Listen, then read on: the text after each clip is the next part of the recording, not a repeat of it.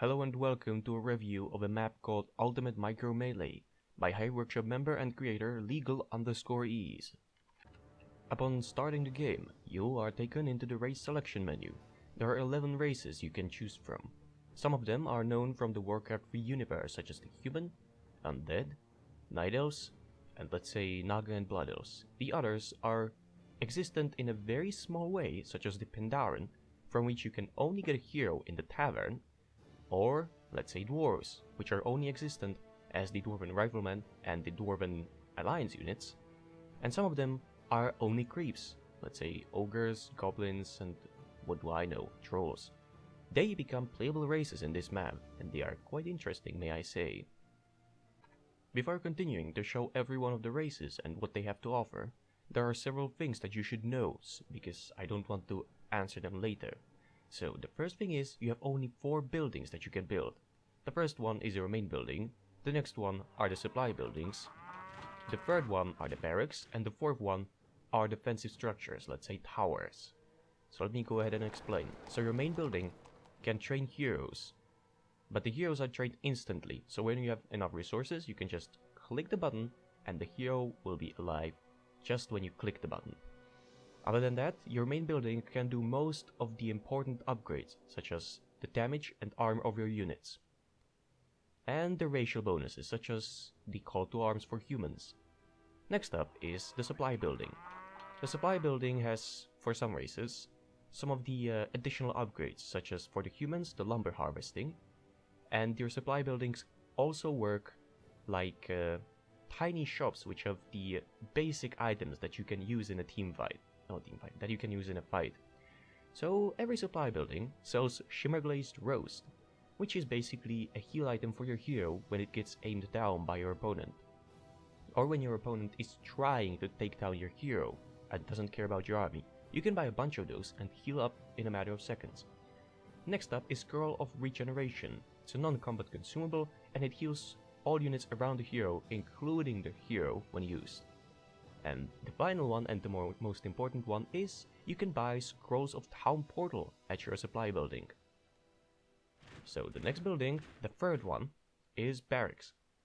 Now the Barracks is the only building that can train offensive units, and I do not count heroes from a main building right now. So the Barracks trains crushingly most of your units. So for the humans, it's Footman, Flying Machine, Chaplain, and Knight. And it also contains upgrades for those units. So like, you don't need a tech up, you don't need like a tech tree advance, you just build one building and that's it, you're ready to go. So, there is one more thing you need to know.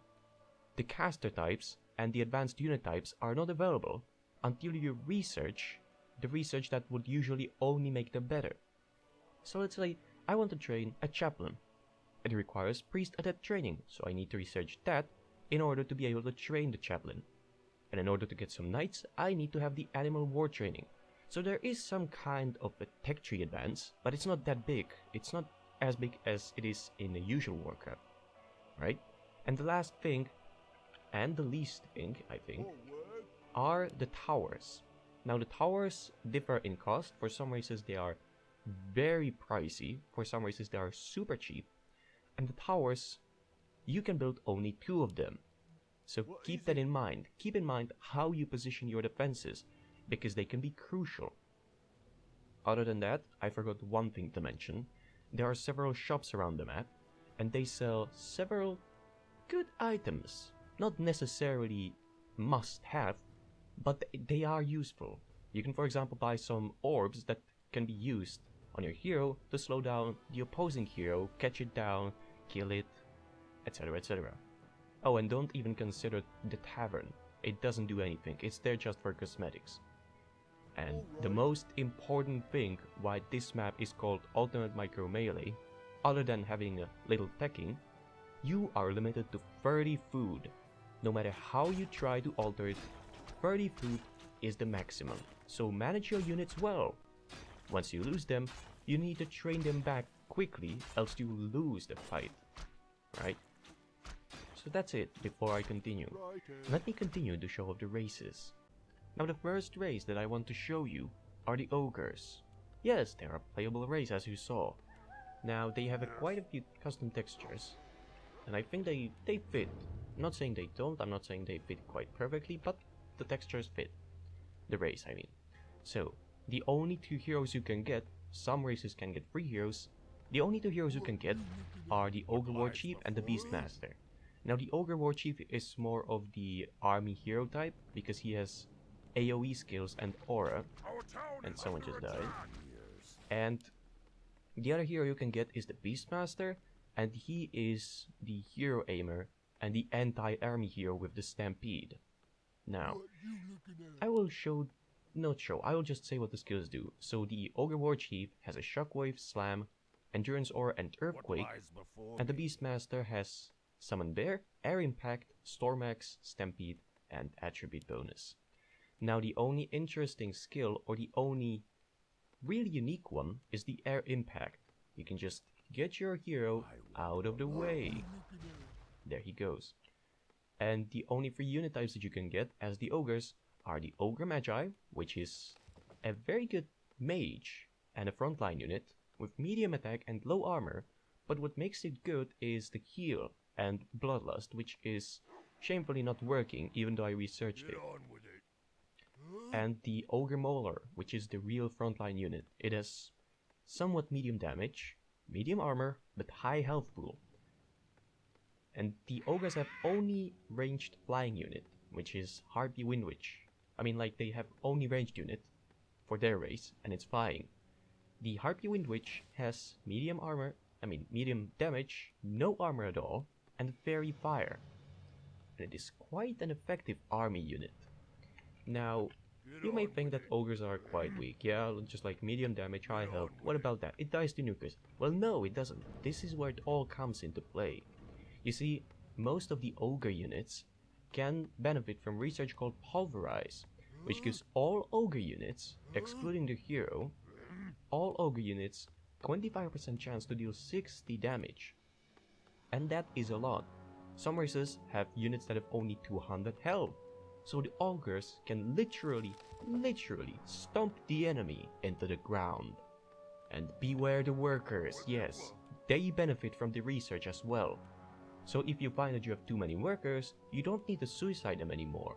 If you send them to fight, there's a considerable chance that they'll smash the opponent with their pickaxe, that they'll break their skull.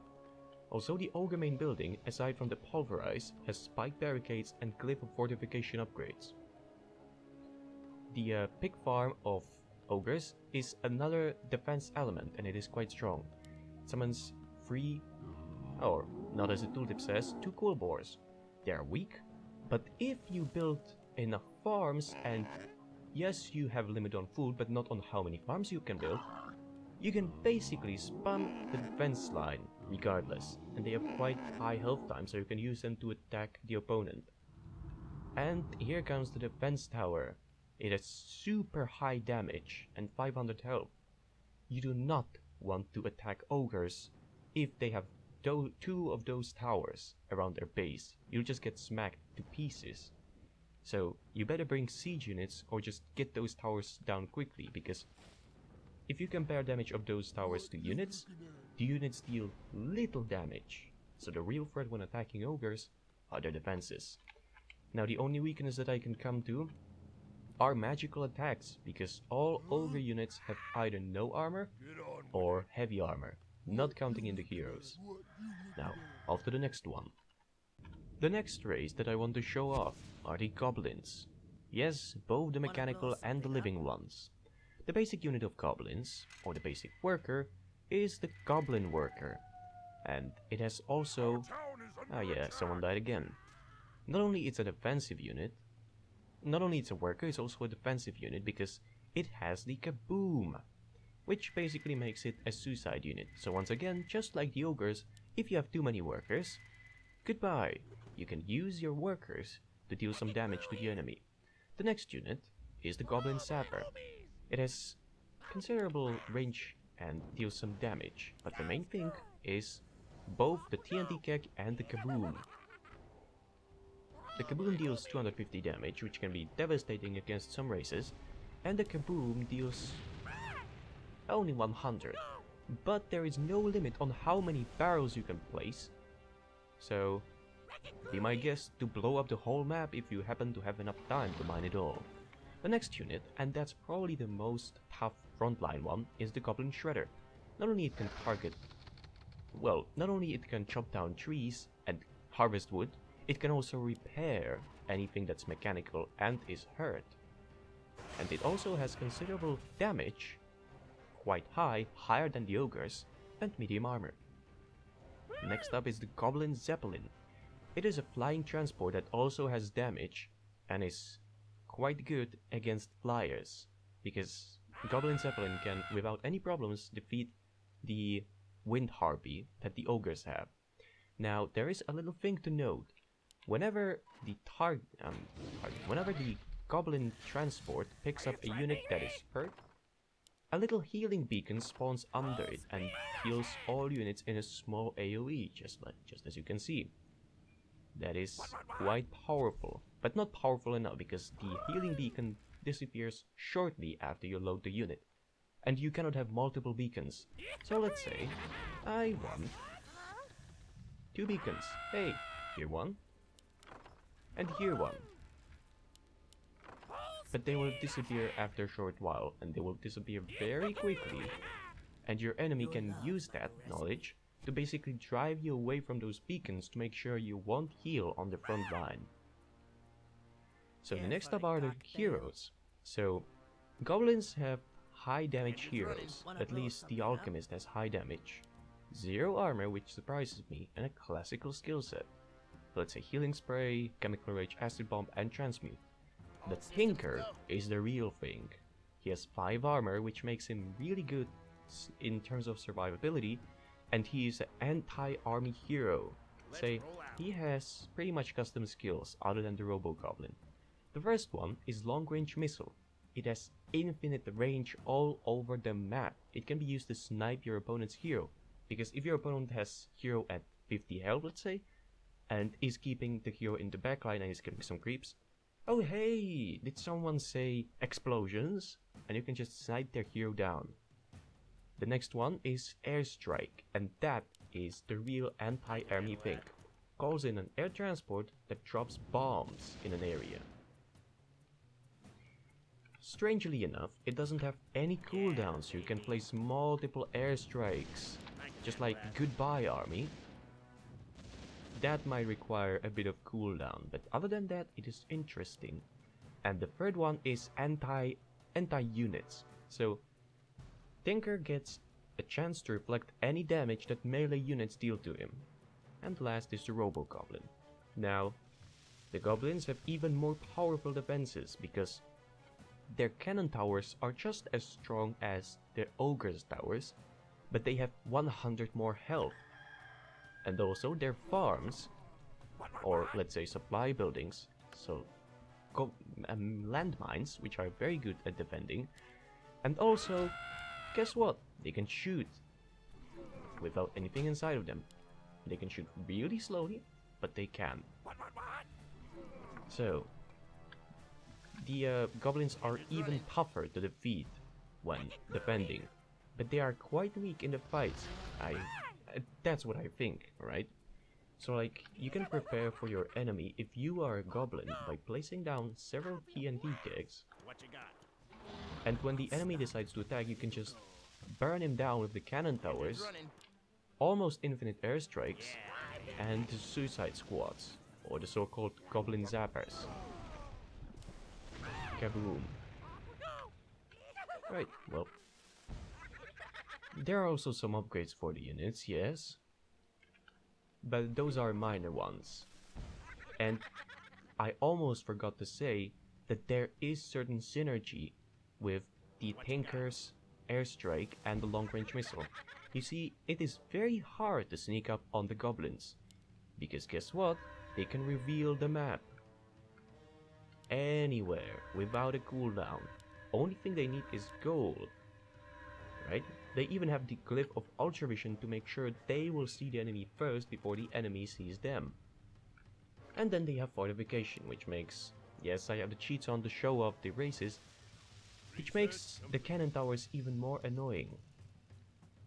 But other than that, the Goblins are quite good at defending their base, but I think quite shitty on the front line. So you need to keep an eye on what is the Goblin planning to do, because he can blow up your whole base with the airstrikes. Yes, I think they work on buildings as well. The next race are the Pandaren. They have different kind of building than the other races, because their pandas only set something to build, and after that they can act freely, just like the undead, right? Also, their supply buildings sell scrolls of the beast instead of like the other items. Like it varies, the third item varies, but there will always be Shimmerglaze and Scroll of Town Portal. So their pandas can set something to build and then go elsewhere to act. Next is the Polar Bear. Quite weak, well, not weak, it's a considerably medium, fuck it, it's just a medium unit that is quite good on the front line, but has lower damage and medium armor. Next up is ridiculously powerful caster called Bear Cat. It has very high damage, medium armor, and 3 spells, but unfortunately the building doesn't offer any kind of upgrade to get those spells. So the Bearcat is supposed to be able to heal units around it, restore mana to units around it, and have a Dispel, and Dispel is super important against some races, which you'll get to see later. So that's the powerful Bearcat, and it's not even that expensive, it costs only 190 gold and 35 wood. Next up is the Blue Dragon Whelp. It is somewhat similar to the Harpy Wind Witch, but it is quite better because it doesn't have any mana and cannot cast anything, which is why it's not a target for Demon Hunter, because no mana can be burned from it, and it also has heavy armor, unlike the Wind Fury Witch, or the Wind Witch, sorry. And then come the heroes. The first one is kind of a tanker because he has Taunt, and let's say a Flame Shield. Basically damages units around it. And the other hero you can get, and there are only 2 heroes, this is the second one, is more of like a damager. See, he has a spell that damages a unit and all units around it and stuns them for 3 seconds, and 3 seconds are quite a lot because you can lock the enemy's hero. And guess what? This hero cannot be quite locked down because, as you see, he can roll around like nothing's happening. Alright, so is enemy's hero fleeing from the fight? Let's see. Is enemy's hero fleeing? Oh no, you don't. And you can then stun the hero and aim it down. So you better watch out about the Pandaren. They don't have high damage, but they have some mobility and some versatility in the fights. Just because they have a taunt hero, a damage hero, a super powerful caster, and just like a meh tank and the flyer. Also, there is a kind of balance. Just because of their strong caster, because of its damage and healing and spells, their towers are really weak. 500 health, yeah, that's somewhat medium, but only 21 to 29 damage. Yes, it is chaos, but a lot better against army attacking is a cannon tower splash damage rather than a death tower, which is single target.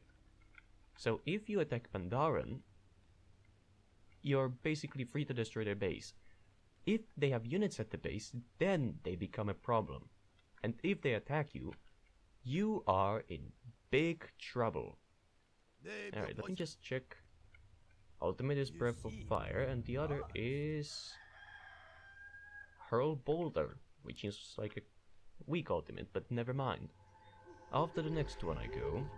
Oh, and yes, their main building has damage on its own, but it's only melee. So like, if it works like a treant, right? Like a tree of life. Next race are the Dwarfs. Hello. So, they have quite powerful ranged units. And the only melee unit, aside from the worker, is the hero. You can get 3 heroes, but unfortunately you can train only 2. So the third hero you can get is the Mountain King, And the Mountain King is just like in Warcraft, like Stormbolt, Thunderclap, Avatar, etc. Alright, so the first unit you can get is the Rifleman. Rifleman has, like, it is a decent ranged unit. Let's stay at that. Next one is the Mortar Team. The Mortar Team has very high damage, very slowly attacks, and has the fragmentation shards, and it is quite devastating. It's like a cannon tower that keeps moving and has lower health and is more vulnerable. Now comes the really hard thing that you don't want to deal with when playing against a dwarf in this. Griffin Rider, and there seems to be a mana bar just flashing by. Right, never mind. So, the real thing that you don't want to deal with is the Griffin Rider. It has very high damage, super high health, no armor, but that does not matter. If you have a unit with 800 health and 50 damage approximately, that's not everything. The Griffin Rider also has Stormhammer. So like this, if you spam a group of those and just get 2 heroes, you're very likely to win the fights regardless of how many units the enemy gets, or trains. And let's get over to the Hammer Tower. The Hammer Tower is what the description says, or what the name says. It has weak damage, but its attacks are AoE, so like it keeps throwing hammers wherever the enemy is, and those hammers ricochet, like they bounce between the enemies. And down to the heroes. The first one is the Geomancer. He has skills such are the Earth Elemental, Devotion Aura, Earth Shield, which is like a Flame Shield, and the Earthquake. Now, you first get a, let's say, Mud Golem, then you get, I'd presume, a Stone Golem, and then one of the weaker Granite Golems, I think. And the Bear Rider, which is combination between a Paladin and a Knight. The first skill is War Training, which makes him move faster by a lot for a long period. Then it's Attribute Bonus, then it's Holy Ale, which is like a heal, except it can damage the units. Then it's the Ultimate, which is like an Avatar, and Judgment. Now you'll see Judgment several more times throughout this map, and Judgment is basically that, oh, you can smack the unit and send it flying. When it lands, it deals damage not only to itself, but to its allies around itself, and is slowed by 50%.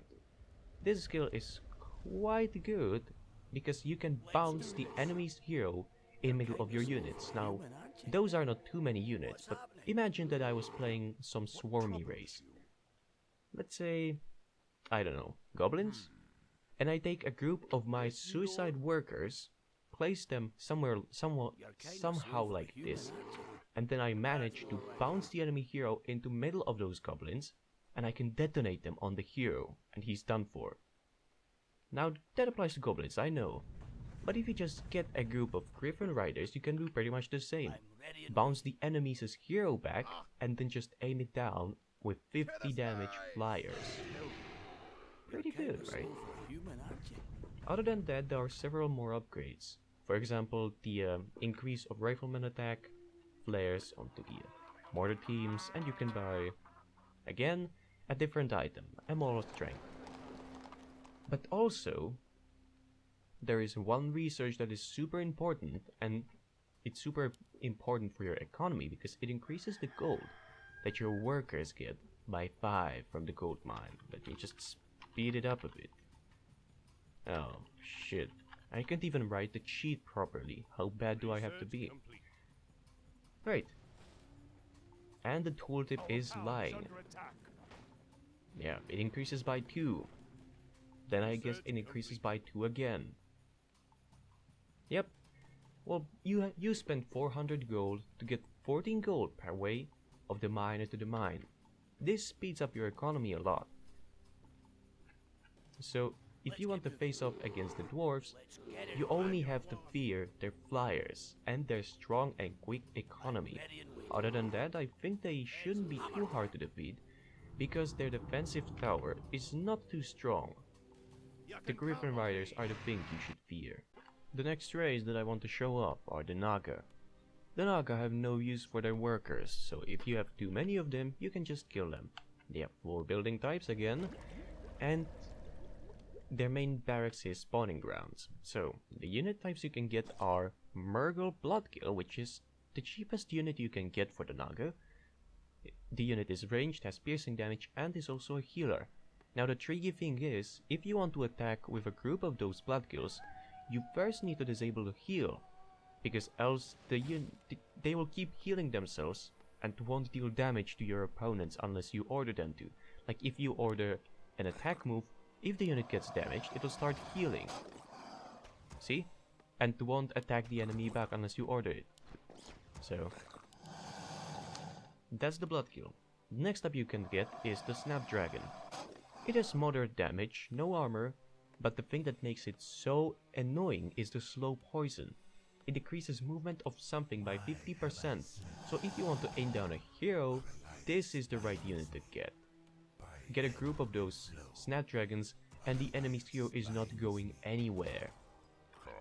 Right, next up is the Naga Siren, and the Naga Siren is the real power of the Naga in this map. So, Naga Siren is usually very strong because it has Parasite, which cannot be dispelled, deals 5 damage per second for 30 seconds, that's 150 damage, and if a unit dies, it spawns a Parasite. The Parasite doesn't cost any supply and it has enough health to stay on the front line and do some damage. That's why it's amazing. Next up is the Frost Armor, which adds some armor, and not only it increases the armor of the target, but if your opponent wants to attack something, instead of doing 2 attacks, the opponent will do probably just like 1 attack and that's it.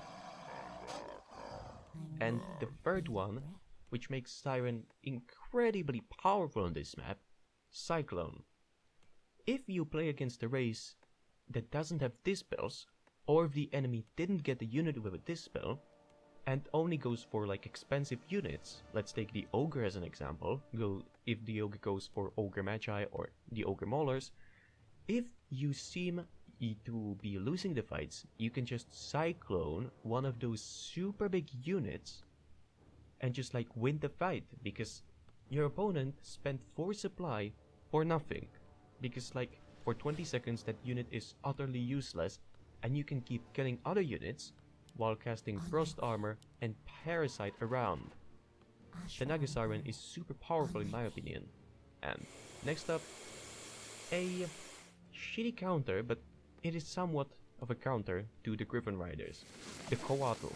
It has high damage for a flying unit, light armor which makes it die really quickly to any piercing, and it has a dispel, so it's like your walking dispel machine, and it's quite good against ground units. So, and here come the heroes. The first one is King Neptulon. His skill set is Ensnare, Razor Spine, which acts like a thick skin, attribute bonus, Tidal Judgment, which acts like a judgment, and the Water Stomp. The Water Stomp is the interesting one because it does damage and slows attack and movement of enemies around itself, but it also pushes them back. See, that's the area where the units will be pushed to when the Water Stomp is used. And next up is the Sea Giant. His skills are pretty simple. Crushing Wave, War Stomper, which makes the hero stomp repeatedly, Pulverize, and Meat Hook. Oh look, it's the skill from Dota. How convenient. Get over here. And it works just like intended, except it doesn't deal any damage. It doesn't. But other than that, it's pretty good because you can like steal workers from your opponent's base if you tower it up, or like steal his units over the terrain, because yet it does pass through the terrain, and the range of the hook only increases really high, and it's cheap. And the third hero you can get, but it's not shown because like you get 2 heroes and that's it. The third hero you can get is the Naga Sea Witch. Her ultimate is Charm, and their other skills are Mana Shield, Life, and Mana Drain in one skill, so it's like Energy Drain or something. and multi-shot, which shoots out 4, 8 or 12 arrows that seek out targets in a cone in front of her and deal damage. She's like the army fight hero. And the towers of the Naga are just like in campaign or in classical Warcraft. Not too bad, not too good. Just like only if you need something. And the shop for Naga sells special item of the name Anti-Magic Potion. And that's about it. Also, the Naga are really powerful because, like, well, they usually are powerful, but they can also, if I'm right, build on shallow water. See? There. Yep, they can build like their towers on shallow water. They can even block you off with their farms, etc. Not only that, they can also... Yes, you guessed it right. They can swim. Unlike some races, they can just swim the way around the map. And if your... Oh, where it's lag, never mind. If your opponent is like stationed with units right here and is looking for you to attack him from there, you can swim your way around through here and attack him from behind, like catching off his casters or whatever. So you better watch out what the Nagas are up to, which is why Goblins are so good with the observation. And that's about the Naga.